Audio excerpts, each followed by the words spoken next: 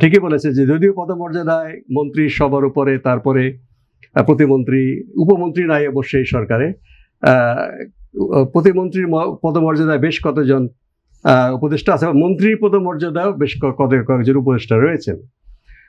তো রাজনৈতিক নেতৃত্ব এরা, এছাড়াও তো আমলাতান্ত্রিক ব্যবস্থায় সচিব, সিনিয়র সচিব এরা আছেন।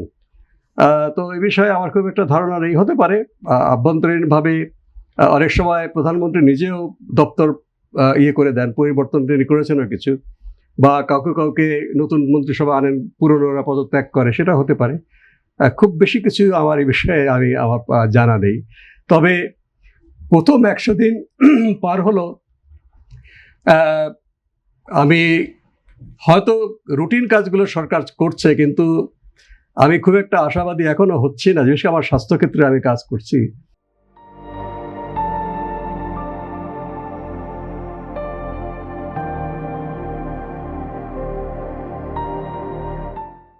যে কতগুলো পরিবর্তনের যে অঙ্গীকার বিএনপি তাদের নির্বাচনী ম্যানিফেস্টোতেই করেছে, এর পাশাপাশি বিভিন্ন সংস্কার প্রস্তাব আছে, এগুলোর জন্য প্রথমেই প্রয়োজন ছিল যারা এই পরিবর্তনের কাজগুলো করবে তাদেরকে দায়িত্বটা দেওয়া। মন্ত্রী প্রতিমন্ত্রী তো আছেনই, সচিব তারা আছেন, কিন্তু এই যে বিভিন্ন কমিশন করে দেওয়া উচিত ছিল যারা এই পরিবর্তনের কাজগুলো শুরু করবেন। কারণ বর্তমান যেই প্রশাসনিক কাঠামো আছে তারা যদি পরিবর্তন করতেই পারতেন তাহলে দেশের অবস্থা এখানে আসতো না। কাজেই যারা পরিবর্তনের জন্য কাজ করেছেন, বা বিএনপি যখন ক্ষমতার বাইরে ছিল তারা অনেক হোমওয়ার্ক করেছে, আমি কিছু কিছু জানি। সেই হোমওয়ার্ক অনুযায়ী যারা যারা এই কাজে উপযুক্ত, মন্ত্রণালয় এবং মন্ত্রিসভার বাইরেও তাদেরকে নিয়ে কতগুলো নিউক্লিয়াস করে দেওয়া উচিত ছিল। আমি করেছি কিনা জানি না, তাহলে পরিবর্তনের কাজগুলো শুরু হতো। কিন্তু প্রথম 100 দিনে যদি আমি পরিবর্তনের জন্য কোনো পদক্ষেপ না নেই, এটা পরবর্তী পর্যায়ে ফেলে রাখি, অনেক কাজ কিন্তু করা যায় না। কথা আছে যে মাটি যখন নরম থাকে তখন আপনি সেটাকে একটা ছাঁচে ঢেলে সেটা করতে হয়, যদি মাটি শক্ত হয়ে গেলে এটাকে আবার ভেঙে গুঁড়ো করে গুলিয়ে নিতে হয়। কাজেই প্রথম 100 দিনে প্রত্যেকটা সরকারই তারা কি পরিবর্তন করবে সেই পরিবর্তনের সূচনাগুলো তারা করে থাকে। তারপরে পরবর্তী 4 বছরের মেয়াদ বা 5 বছরের সেই কাজটা শেপ নেয়। কিন্তু পরবর্তী পর্যায়ে শুরু করলে নানা রকম কায়েমি স্বার্থবাদী গোষ্ঠী যারা পরিবর্তন হলে তাদের স্বার্থ হানি হবে বলে আশঙ্কা করে, নানা রকম বাধা সৃষ্টি করে, বিভেদ সৃষ্টি করে, জনমনে নানা রকম তৈরি করে। ফলে ভালো কাজগুলো কিন্তু আর শেষ পর্যন্ত হয় না।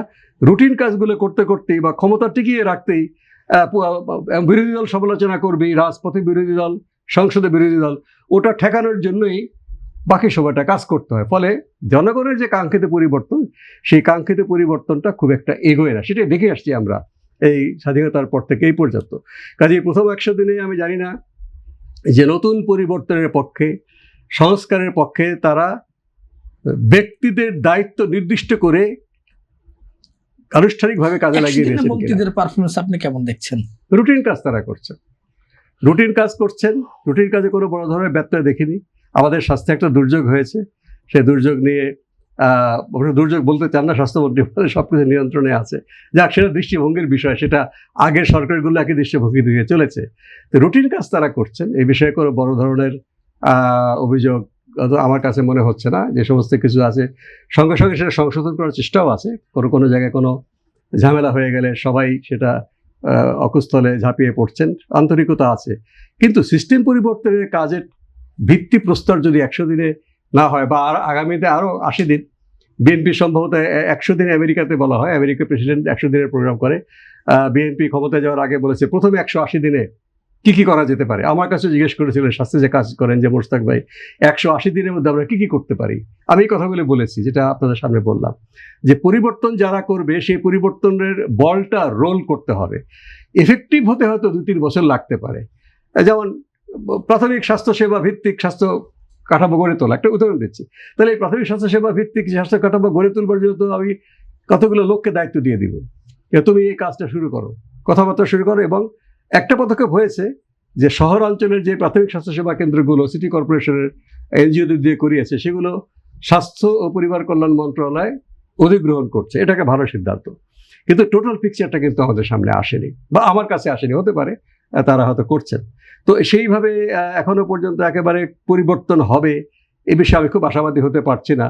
তারা দৈনন্দিন যেই কাজগুলো সেই কাজগুলো হয়তো করছেন।